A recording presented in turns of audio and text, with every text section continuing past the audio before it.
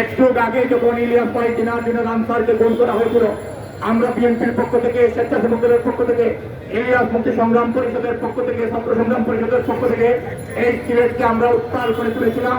আমাদের প্রিয় নেতা ইলিয়াস ভাই দিনার আনসারকে ফিরিয়ে দেওয়ার দাবিতে আমরা যখন মাসের পর মাস, বছরের পর বছর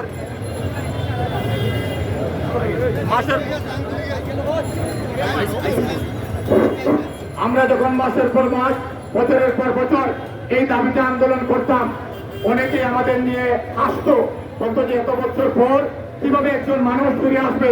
কিন্তু আমাদের বিশ্বাস ছিল, আমাদের মনোবল ছিল, আমরা বিশ্বাস করতাম একদিন ইলিয়াস ভাই ঠিকই ফিরে আসবেন।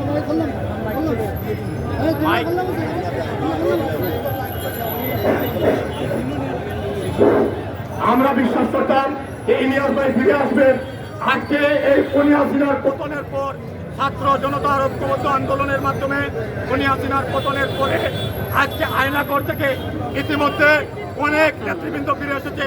আমাদের দাবি জোরালো হয়েছে, আমাদের দাবির সত্যতা পরিস্ফুটিত হয়েছে। আমরা অনতিবিলম্বে শেখ হাসিনার সৃষ্ট আয়নাঘর থেকে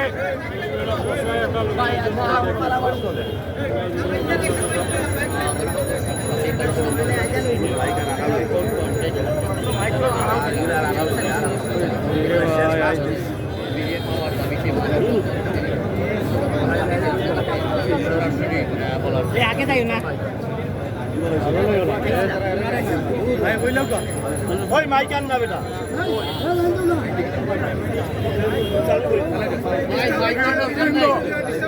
আয়না করে যে দাবি আমরা করেছিলাম, সেই দাবির সত্যতা পূরণ হয়েছে।